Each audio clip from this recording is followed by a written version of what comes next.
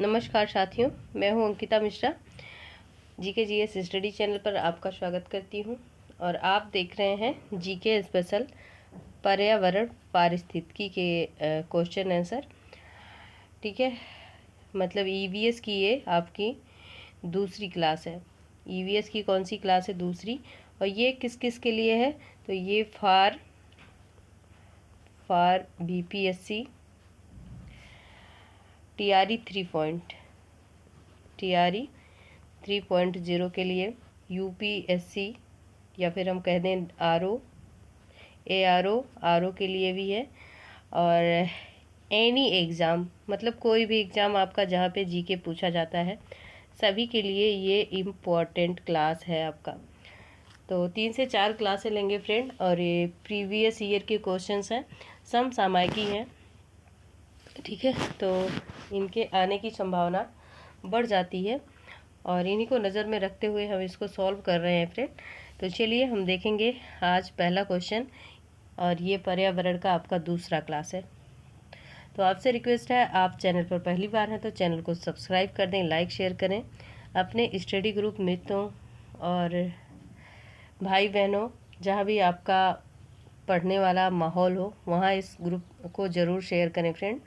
इस वीडियो को सभी का स्वागत है, और लाइक करके ही, सब्सक्राइब करके ही, कमेंट करके ही इस चैनल को लीव करें। ठीक है, अच्छा लगा नहीं लगा आप ज़रूर बताएंगे। चलिए, सभी का स्वागत है आज की क्लास में। हम पहला क्वेश्चंस देखेंगे, और आप देख रहे हैं कि ये क्वेश्चंस कितनी बार बने हुए हैं एग्ज़ाम में। यूपी लोअर सब परीक्षा, UP PCS mains, Uttarakhand PCS, UP PCS और भी अदर एग्ज़ाम में बने हुए हैं जो हम आपको दिखा नहीं सकते। ठीक है, तो चलिए देखिए, राष्ट्रीय पर्यावरण अभियांत्रिक शोध संस्थान नीरी अवस्थित है। बेंगलोर में है, हैदराबाद में है, नागपुर में है या फिर नई दिल्ली में है। तो नीरी फ्रेंड कहाँ पर स्थित है आप बताएंगे। तो नीरी आपका नागपुर में स्थित है। ठीक है, ऑप्शन सी आपका करेक्ट आंसर है। और एक आपको हम बताना चाह रहे हैं, जैसे आपने पढ़ा होगा यूएनईपी का फुल फॉर्म क्या होता है? तो यू फॉर यूनाइटेड। ठीक है, U for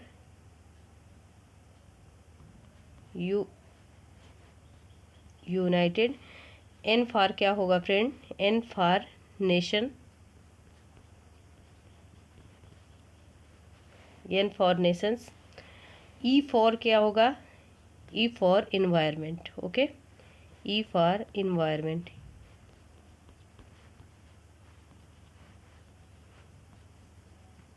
E for environment. P for programme.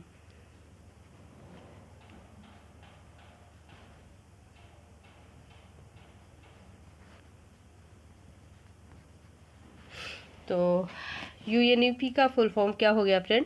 United nation environment programme. याद रखेंगे आप, ये एग्ज़ाम में पूछा जाता है, आप नोट जरूर कर लेंगे।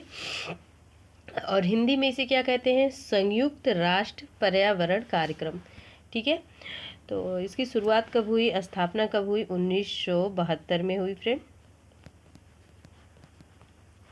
और ये स्थित कहाँ है, इसका मुख्यालय कहाँ है? तो ये केन्या में स्थित है। केन्या कहाँ पड़ता है फ्रेंड? तो ये नैरोबी आपने सुना होगा। ठीक है, नैरोबी में अवस्थित है।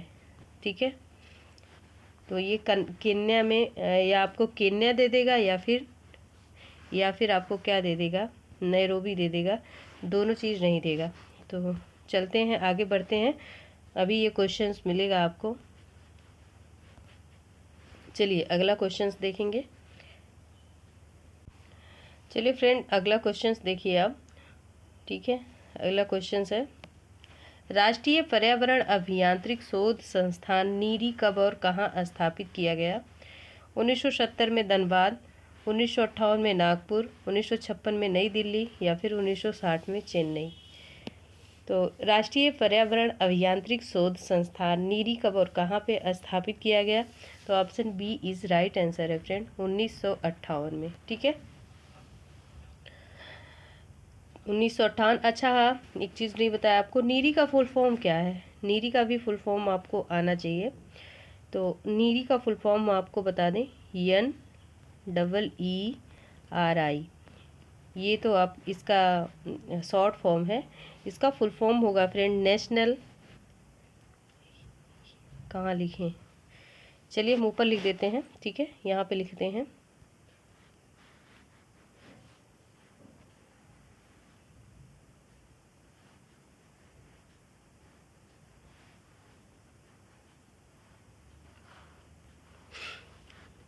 चलिए देखिए,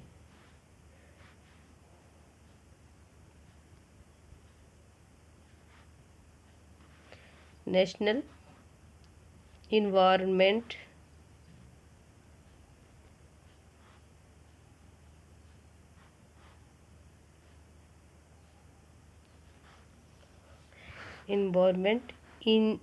इंजीनियरिंग, ठीक है, E for engineering.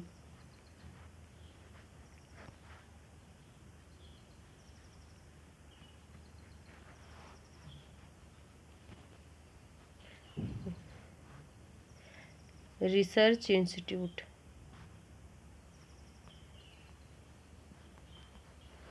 Research institute,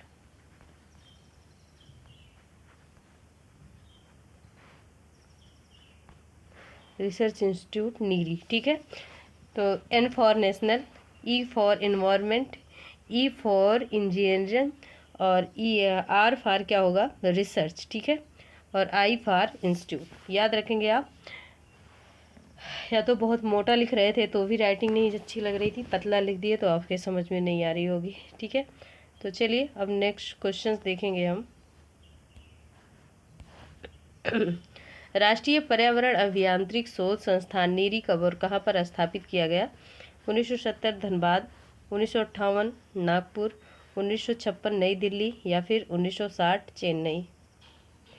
तो फ्रेंड ये 1958, ठीक है, 1958 में ये नागपुर में, ठीक है, स्थापित किया गया। नेक्स्ट क्वेश्चन देखेंगे।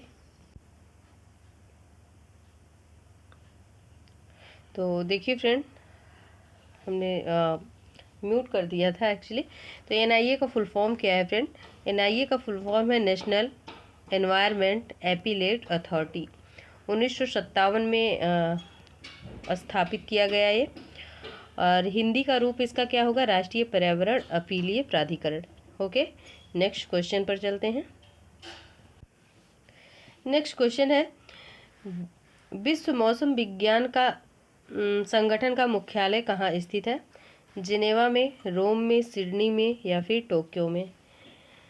तो अच्छा, विश्व मौसम विज्ञान को कहते क्या है फ्रेंड, तो WMO, ठीक है, WMO कहते हैं इसे।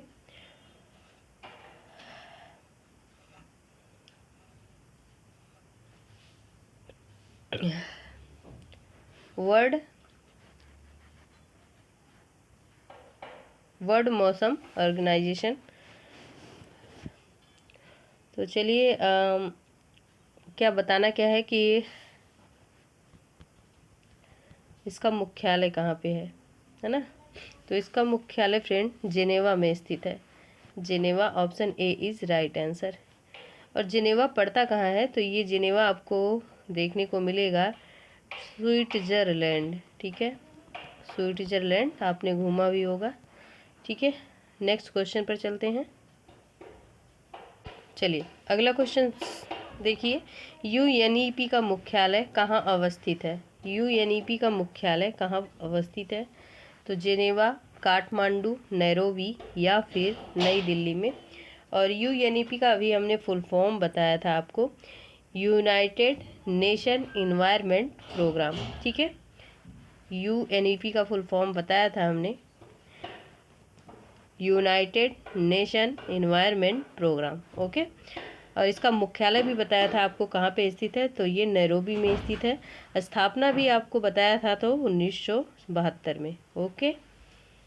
आगे चलते हैं अगले क्वेश्चन पर। अगला क्वेश्चन देखते हैं फ्रेंड, भारतीय संसद द्वारा जैव विविधता अधिनियम पारित किया गया। मई 2000 में, मई 2002 में, जनवरी 2004 में या फिर अक्टूबर 2008 में। तो भारतीय संसद द्वारा जैव विविधता अधिनियम पारित कब किया गया फ्रेंड? तो ये 2 दिसंबर 2002 में पारित किया गया, ठीक है। और किस अधिनियम के जरिए पारित किया गया? तो 2003 अधिनियम के जरिए पारित किया गया। खैर 2003 तो ऑप्शन में अगर होता तो वही सही होता, ठीक है। तो ऑप्शन आपका बी इज़ राइट आंसर है। अगला क्वेश्चन देखेंगे। अगले क्वेश्चन को सॉल्व करते हैं साथियों। अगला क्वेश्चन है, भारत में जैव विविधता अधिनियम किस वर्ष पारित हुआ? तो सन 2000 में, 2002 में, 2010 में या फिर 2017 में। वेरी आईएमपी क्वेश्चन है। भारत में जैव विविधता अधिनियम किस वर्ष पारित किया गया? तो फ्रेंड अभी आप देख के आ रहे हैं वर्ष 2002 में, आपने देखा था 2 दिसंबर 2002 में, ठीक है। आगे चलते हैं अगले क्वेश्चन पर, और ये छत्तीसगढ़ पीसीएस प्री 2018 के एग्ज़ाम में पूछा हुआ क्वेश्चन है, आप खुद देख सकते हैं। नेक्स्ट देखेंगे, नेक्स्ट क्वेश्चन असर्शन रीजन का है। नेक्स्ट क्वेश्चन असर्शन रीजन का है। मैंने छोटी की स्क्रीन आपके लिए, सॉल्व करिए इसे। निम्नलिखित कथनों पर विचार कीजिए। भारत में जैव विविधता प्रबंधन समितियां नागोया प्रोटोकॉल के उद्देश्यों को हासिल करने के लिए प्रमुख कुंजी है, ठीक है। और कारण क्या दिया गया? जैव विविधता प्रबंधन समितियों के अपने क्षेत्राधिकार के अंतर्गत जैविक संसाधनों तक पहुंचने के लिए संग्रह शुल्क लगाने की शक्ति सहित 5 लाभ सहभागिता निर्धारित करने के लिए महत्वपूर्ण प्रक्रिया है, ठीक है। तो उपर्युक्त कथनों में कौन सा कथन सही है आपको बताना है। केवल ए सही है, 2 सही है, दोनों सही है, ना तो ए सही ना तो बी सही है। तो कौन सा ऑप्शन फ्रेंड राइट है? तो सबसे पहले जानते हैं कि जैव विविधता संशोधन अधिनियम किसके तहत, कौन से प्रावधानों के तहत लाया गया था? तो ये 2022 में फ्रेंड, 2022 में, ठीक है। कैसे लिखेंगे 2022, ठीक है, 2022 में, ठीक है। तो 2022 में बीएमसी के गठन द्वारा इसे लाया गया था, ठीक है। और 1952 में जैव विविधता के तहत भारत में जैव विविधता के जो कार्य हो रहे थे उसको प्रभावी बनाने के लिए इसमें कुछ संशोधन भी किया गया था। जैसे क्या संशोधन हुए थे फ्रेंड?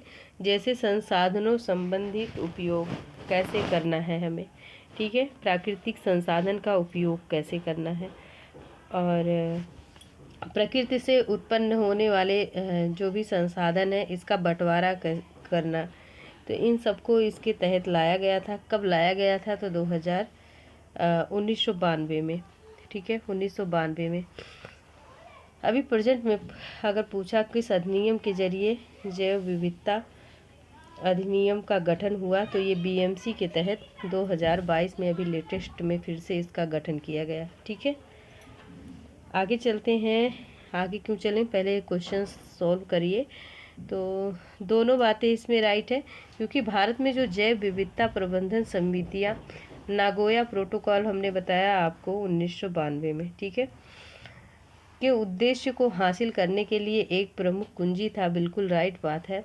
और जैव विविधता प्रबंधन समितियों ने अपने क्षेत्राधिकार के अंतर्गत संसाधनों तक पहुंच के लिए संग्रह शुल्क लगाने सहित पहुंच लाभ सहभागिता निर्धारित करने का महत्वपूर्ण कार्य किया। तो बिल्कुल जैसे कि आपकी जो भी जैव विविधता पाई जा रही है, जो आपके प्राकृतिक संसाधन हैं, इनका कैसे उपयोग हो, कैसे इसको हर जगह पे उपलब्ध कराया जाए, इन सब की बात हुई थी, इन सब की चर्चा हुई थी। ठीक है, तो दोनों ही कथन आपके एकदम रेलिवेंट है। तो ऑप्शन सी आपका राइट आंसर है, सबसे बेस्ट आंसर। ठीक है, आगे चलते हैं अगले क्वेश्चंस पर। चलिए नेक्स्ट क्वेश्चन पर आते हैं फ्रेंड। नेक्स्ट क्वेश्चन है,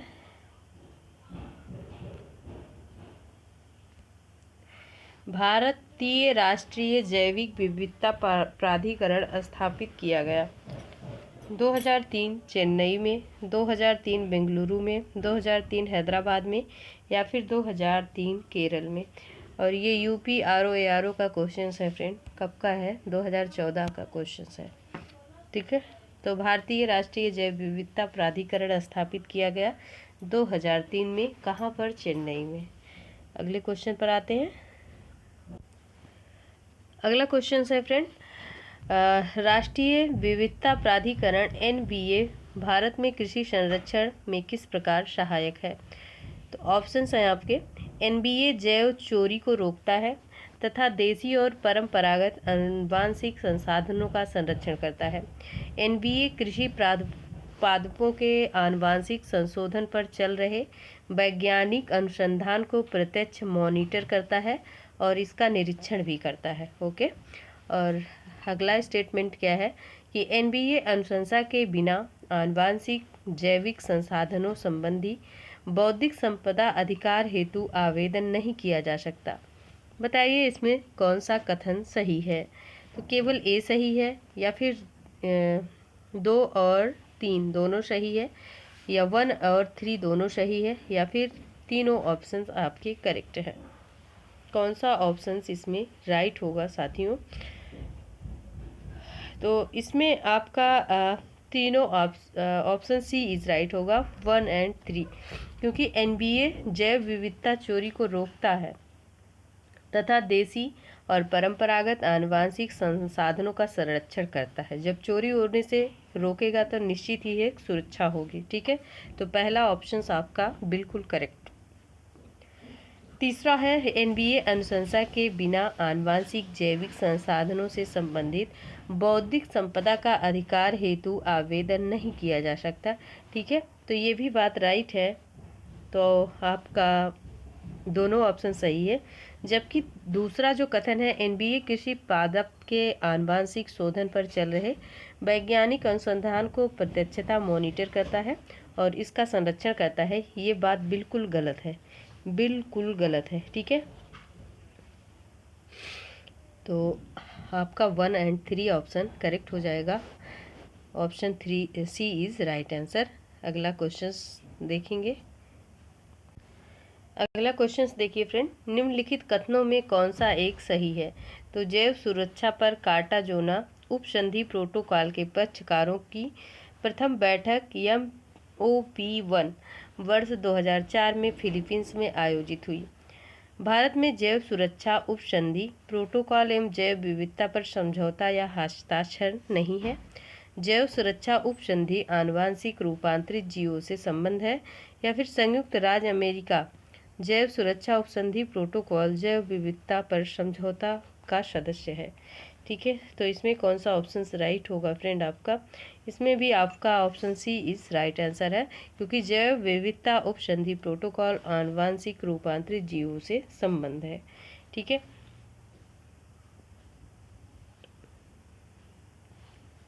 आगे चलते हैं अगले क्वेश्चन पर।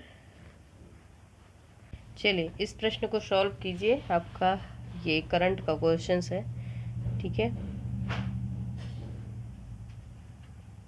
करंट का क्वेश्चन है। ओके,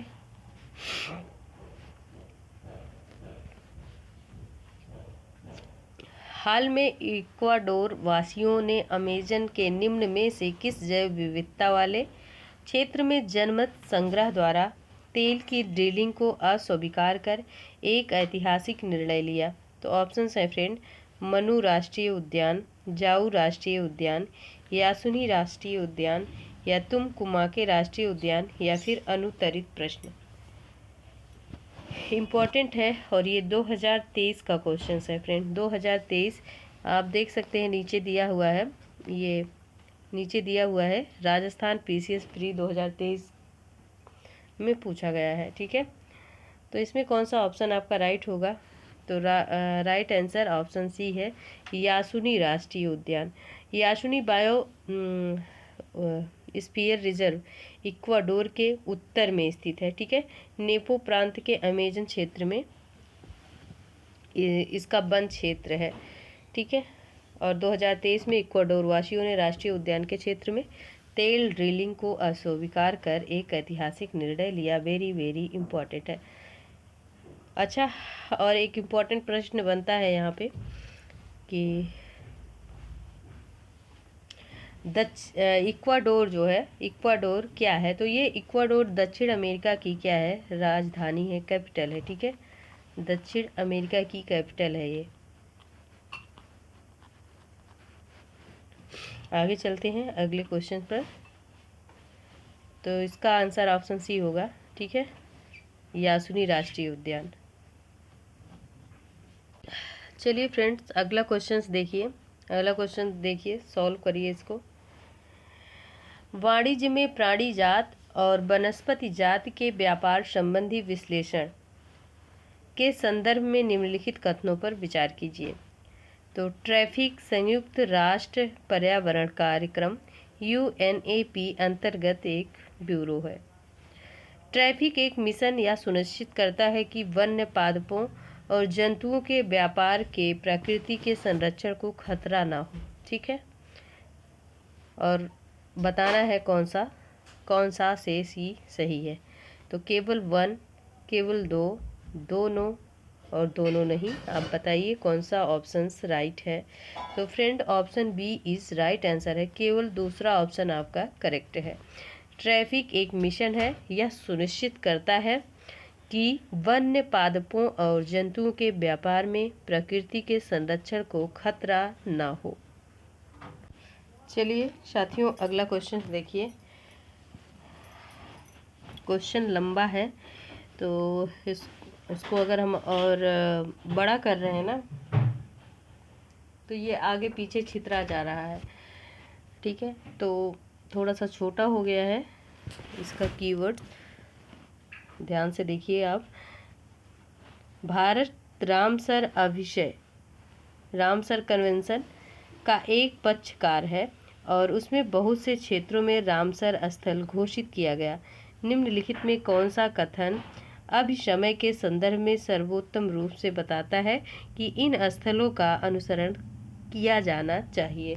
तो रामसर स्थल, ठीक है, रामसर कन्वेंशन जो है कितने हैं भारत में, आप इसका कमेंट कीजिए, क्योंकि मैंने पिछले क्लास में बताया है।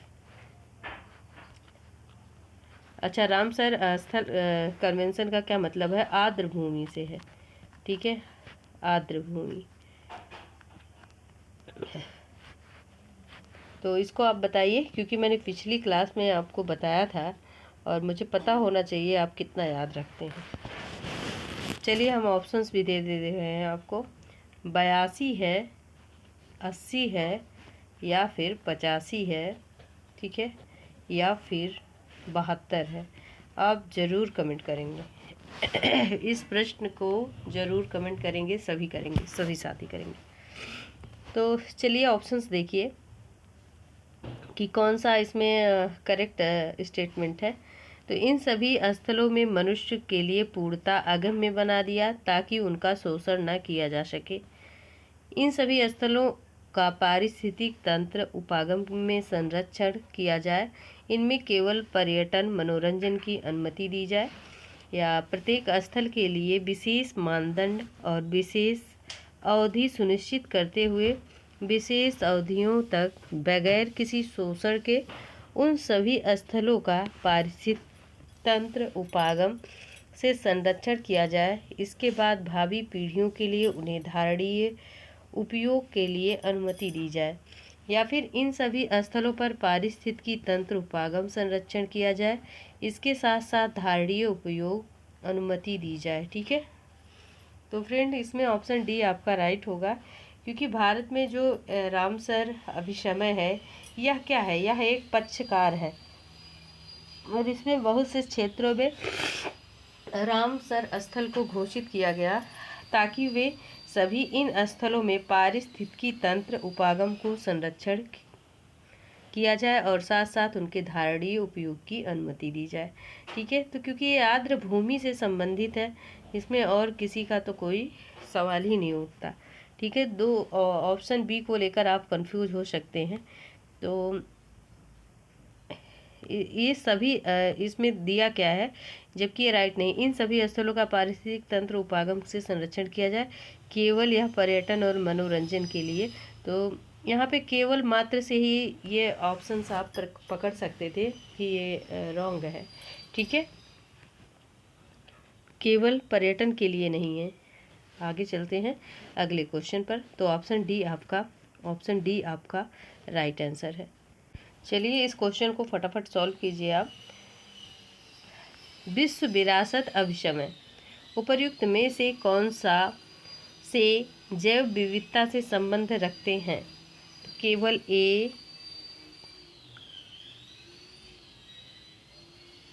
ये कैसा प्रश्न है, ये कैसा प्रश्न है? अच्छा, ये क्या हम आगे आ गए? तो चलिए हम ऑप्शंस दिखा देते हैं आपको। ठीक है, ऑप्शंस इसका पीछे है, तो केवल 1 या 2 ये तो बाद में देखेंगे आप। तो विश्व विरासत अभिसमय में कौन सा जैव विविधता से संबंध रखता है या फिर रखते हैं, आपको बताना है। तो चलिए पहले आप स्टेटमेंट को ही देखिए।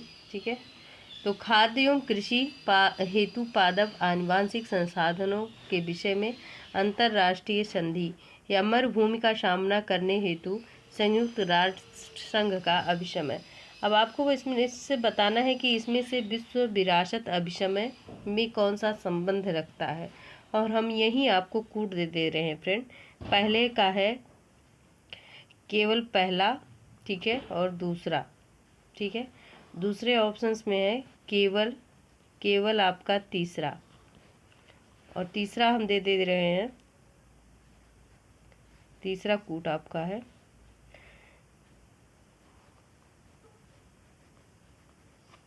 केवल 1 और 3। चौथा है 1, 2, 3, तीनों ऑप्शन। तो आप चलिए बताइए, इसमें से कूट यहीं दे दिए क्योंकि आपको देखने में सुविधा हो जाए। ठीक है, तो निम्नलिखित अंतर्राष्ट्रीय करारों पर विचार करना है कि विश्व विरासत अभिसमय का संबंध जैव विविधता से संबंध रखता है या फिर रखते हैं। तो इसमें कौन सा ऑप्शन आपका करेक्ट होगा? तो फ्रेंड इसमें से दोनों ऑप्शंस आपके सही हैं। ठीक है, तो इसमें से केवल एक और 2। ठीक है, केवल एक और दो, ये दोनों आपके सही हैं। आगे चलते हैं अगले प्रश्न पर। अगला प्रश्न है, भारत सरकार के नॉर्वे सरकार के साथ मिलकर एक जैव विविधता नीति एवं कानून के केंद्र की स्थापना की है। देहरादून में, चेन्नई में, शिलांग में या फिर नई दिल्ली में। तो भारत सरकार में नॉर्वे सरकार के साथ मिलकर एक जैव विविधता नीति कानून के केंद्र की स्थापना की गई है फ्रेंड, चेन्नई में। ठीक है, चेन्नई में। और इसका नाम क्या है? तो इसका नाम है friend centre for biodiversity policy law. ठीक है, जिसको हम शॉर्ट फॉर्म में क्या कह सकते हैं, CB।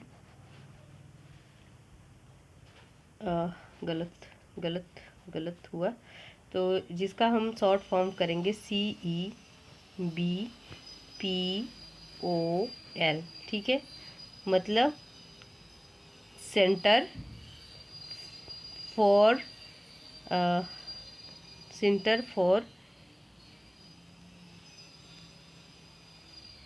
बायोडाइवर्सिटी, ठीक है, पॉलिसी एंड लॉ।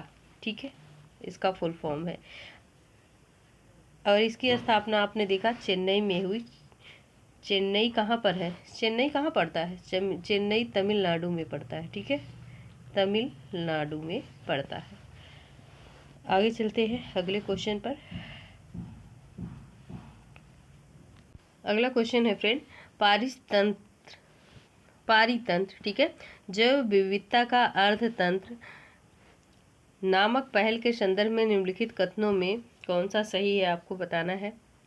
और ऑप्शंस है, यह एक पहल है जिसकी मेजबानी UNEP-IMF एवं विषय आर्थिक मंच करते हैं।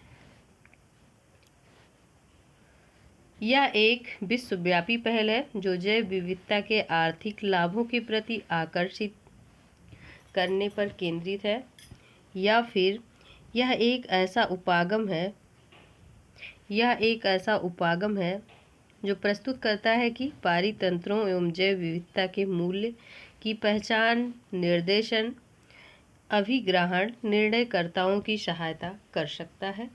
और ऑप्शंस है फ्रेंड 1 और 2, केवल 2 और 3, या फिर केवल 1, 2, 3, कौन सा ऑप्शन करेक्ट होगा।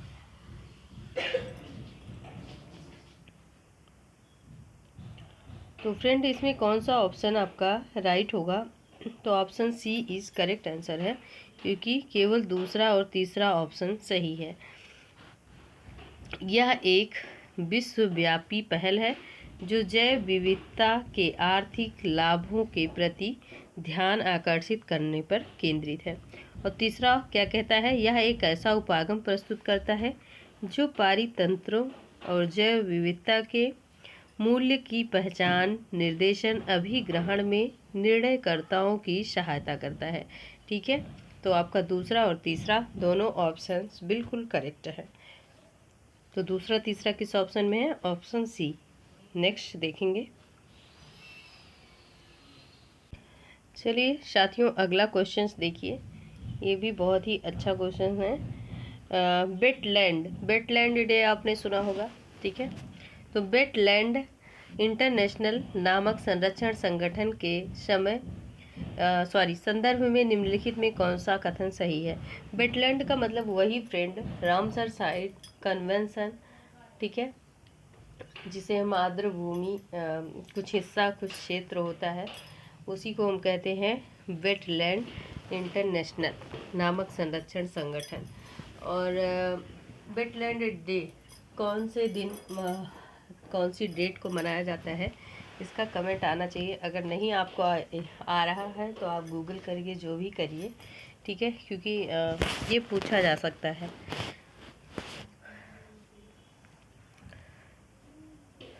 तो बताइए इसमें से कौन सा कथन सही है।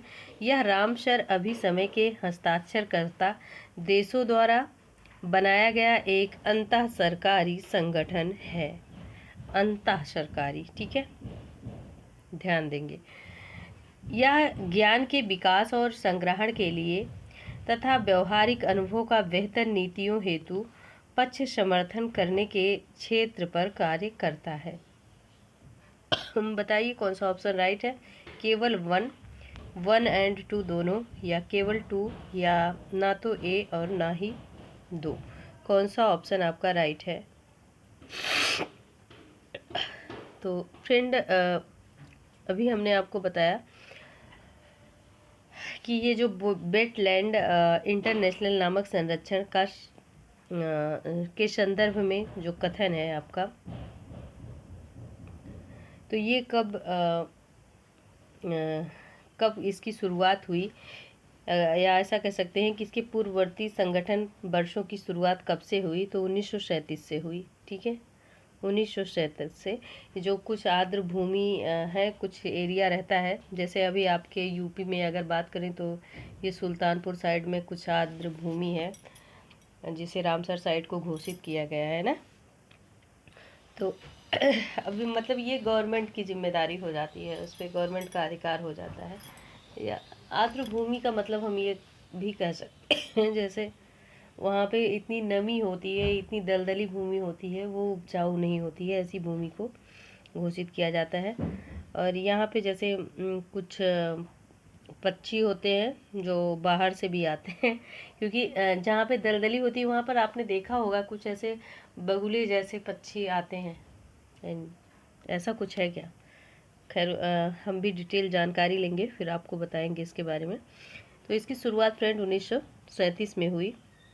प्रारंभ में इसे इंटरनेशनल वाइल्ड फॉल इंक्वायरी के रूप में जाना जाता था, और फिर इसके बाद क्या हुआ, इसे वेटलैंड इंटरनेशनल आर्द्रभूमि संरक्षण के साथ साथ बनाए रखने के लिए पुनर्स्थापित किया गया और इस पर कार्य किया जाना प्रारंभ हुआ। और ये आर्द्रभूमि के संरक्षण के साथ साथ इसके विकास, संग्रहण, व्यवहारिक अनुभव, नीतियों में समर्थन करने के क्षेत्र स्तर पर कार्य किया जाना शुरुआत हुई। मतलब इसका ये हुआ कि जैसे अगर आपको घरेलू भाषा में समझाएं कि इसका उपयोग कैसे कर सकते हैं, इससे हम लाभ कैसे ले सकते हैं, इन सारी स्थितियों पर ध्यान दिया जाने लगा। ठीक है, तो ये पहला तो नहीं सही है, क्योंकि हस्ताक्षरकर्ता द्वारा बनाया गया एक अंतरराष्ट्रीय संगठन है। क्यों भाई, हस्ताक्षरकर्ता द्वारा क्यों बनाया जाएगा? ठीक है, कई देशों ने मिलकर जरूर बनाया है, लेकिन हस्ताक्षरकर्ता देशों द्वारा क्यों बनाया जाएगा? ये अंतः सरकारी नहीं है, यह एक गैर सरकारी है। ठीक है, यह एक गैर सरकारी और लाभकारी संगठन है, याद रखेंगे आप, गैर सरकारी और लाभकारी, क्योंकि अब इससे लाभ भी लिया जाने लगा। ठीक है, कुछ उपयोग में भी इसे लाया जाने लगा। तो पहला तो ऐसे आपका इनकरेक्ट है और दूसरा ऑप्शन आपका राइट है। तो केवल 2 किस ऑप्शन पे हैं? ऑप्शन बी आपका करेक्ट आंसर है। अगले प्रश्न को देखेंगे। चलिए अगला प्रश्न बताइए फ्रेंड, निम्नलिखित में कौन एक किसी प्रजाति के विलोपन के लिए उत्तरदायी नहीं है? तो बताइए कौन उत्तरदायी नहीं है विलोपन के लिए, मतलब जो प्रजातियां आपकी विलुप्त हो जाती हैं।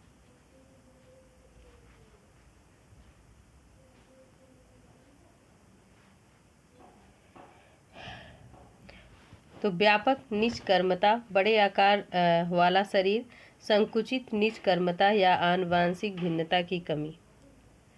तो friend option A is right answer, क्योंकि व्यापक निच या जिसे हम कहते हैं ब्रॉड निच, ठीक है, किसी प्रजाति के विलोपन के लिए उत्तरदायी नहीं है।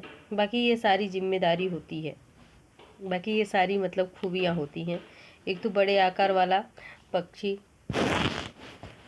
शरीर, संकुचित निष्कर्मता, आनुवांशिक भिन्नता की कमी, तो ये सारी चीज़ें देखने को मिलती हैं प्रजातियों के विलुप्त होने में। ठीक है, जो रेड डाटा के थ्रू जिनका मतलब पूरा वो काउंटिंग रहता है, कौन कौन से पक्षी अब नहीं दिखाई देते हैं, ठीक है, कौन सी प्रजातियां विलुप्त हो गई, रेड डाटा में उनका पूरा संग्रहण रखा रहता है। ठीक है, आगे चलते हैं अगले क्वेश्चन पर।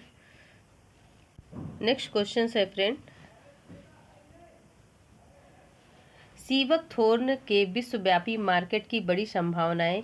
इस पेड़ के बेर में विटामिन और पोषक तत्व प्रचुर होते हैं। चंगेज खां ने इसका प्रयोग अपनी सेना की ऊर्जास्विता को उन्नत करने के लिए किया था। रूसी कास्ट मोनाटो ने इसके तेल को कॉस्मेटिक विकिरण बचाव के लिए प्रयोग किया था। भारत में यह पौधा कहाँ पर पाया जाता है? आप देख सकते हैं कितना बड़ा वाला क्वेश्चन है, और ये यूपी पीसीएस मेंस एग्जाम में पूछा गया है। ठीक है, नागालैंड, लद्दाख या कोड इकनॉल या फिर पौंडीचेरी। तो सबसे पहले जान लीजिए आप, ये जो सीबक थोर्न ये है कहाँ का, ये क्या चीज़ है? तो फ्रेंड यह एक पहाड़ी है। ठीक है, यह एक पहाड़ी है। कहाँ की पहाड़ी है? ये किस क्षेत्र की पहाड़ी है? तो ये लद्दाख की पहाड़ी है। ठीक है, ये मतलब पहाड़ी का मतलब ये एक पहाड़ी वृक्ष है जो झाड़ी, आपने देखा होगा ना, झाड़ी, कटीली झाड़ियाँ होती हैं जिनको पहाड़ी वृक्ष के नाम से जानते हैं आपके एरिया में, अगर आपने देखा हो। मोस्टली ये तालाब वाला आपके किनारे देखी जाती थी पहले, अब तो तालाब ही विलुप्त हो गए, तो ये झाड़ियाँ कहाँ रहेंगी। ठीक है, तो सीवक थोर्न विश्वव्यापी मार्केट की बड़ी संभावना जो है, ये कहाँ पर है सीवक थोर्न? तो ये लद्दाख की एक झाड़ी है या पहाड़ी है, जो भी आप कह सकते हैं अपने शब्दों में। और ये क्या है, किस चीज़ का पेड़ है फ्रेंड? तो ये बेर का पेड़ है। बेर आपने खाया होगा, ठीक है, बेर का पेड़ है। देखा होगा एक कटीली झाड़ियों की तरह, एक जिसे कहते हैं गांव की भाषा में झरबैर। झरबैर आपने अगर सुना होगा ठीक है, ये वही चीज़ है। तो इस झाड़ी में मतलब इस बेर में विटामिन तथा पोषक तत्व प्रचुर मात्रा में पाए जाते हैं। बिल्कुल राइट है। और चंगेज खां ने इसका प्रयोग अपनी सेना की ऊर्जस्विता मतलब उन्हें ऊर्जावान बनाने के लिए किया था। रूसी कॉस्मोनॉट ने इसके तेल को कॉस्मेटिक विकिरण के बचाव के लिए भी प्रयोग किया था। ठीक है, तो देखिए आप लद्दाख कहाँ पे है या और लास्ट में क्या कहा गया, या पौधा कहाँ पे पाया जाता है। तो फ्रेंड आप इस क्वेश्चन को आई होप समझ गए होंगे। ये आ गया प्रश्न तो आप ज़रूर लगा के आएंगे। ठीक है, लद्दाख। आगे चलते हैं अगले क्वेश्चन पर। चलिए फिर से वही क्वेश्चन है दोस्तों, ये देखिए फिर से किस फॉर्म में पूछा गया है आपसे। ठीक है, भारत सरकार सीवक थोर्न की खेती को प्रोत्साहित कर रही है। इस पादप का महत्व है और ऑप्शंस दिए गए हैं आपके। यह मृदा क्षरण के नियंत्रक में सहायक है और मरुस्थल को रोकता है। ठीक है भाई, रोकता ही तो है, ठीक है, क्योंकि झाड़ीदार ये पौधा है। यह बायोडीजल का एक समृद्ध स्रोत है। बिल्कुल गलत बात है। ठीक है, बिल्कुल बिल्कुल क्या आप कह सकते हैं, टोटली गलत बात है। क्या आप बेर के पौधे से बायोडीजल को का स्रोत बना सकते हैं? तो दोस्तों ये आपका एकदम टोटली गलत है। तीसरा ऑप्शन क्या है इसमें, इसे पोषकीय मान होता है और यह उच्च तुंगता वाले ठंडे क्षेत्रों में जीवित रहने के लिए भली भांति अनुकूलित होता है। और अगला जो क्वेश्चन स्टेटमेंट है, इसकी इमारती लकड़ी का उच्च वाणिज्यिक मूल्य है। अब बताइए आप कैसे सॉल्व करेंगे इस क्वेश्चन को। कूट आप बाद में देख लेना कौन सा कूट सही है, पहले आप ये देखेंगे कौन सा ऑप्शन इसमें राइट दिया गया है। तो यह मृदा क्षरण में नियंत्रक में सहायक है और मरुस्थली को रोकता है। बिल्कुल रोकता है, ठीक है, ये रोकता है कटाव मरुस्थलीकरण जो होता है। ठीक है, झाड़ीदार जो पौधे होते हैं रोकते ही है। ठीक है, तो पहला ऑप्शन बिल्कुल राइट है आपका, पहला ऑप्शन बिल्कुल राइट है। दूसरा आपका इनकरेक्ट है क्योंकि यह बायोडीजल का समृद्ध स्रोत नहीं है।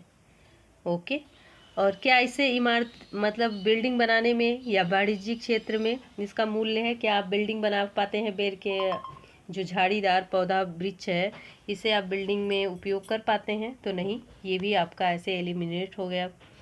तो बचा ही कौन सा है, पहला और तीसरा। ठीक है, इसमें पोषकीय मान तो होता है भाई, इसमें विटामिन भी पाया जाता है।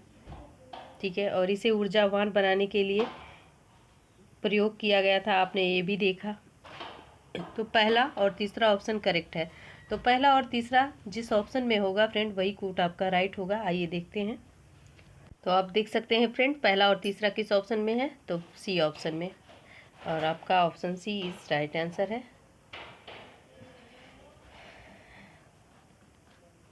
चलिए साथियों, एक क्वेश्चन और आप सॉल्व कीजिए, इसके बाद इस क्लास को एंड करेंगे हम।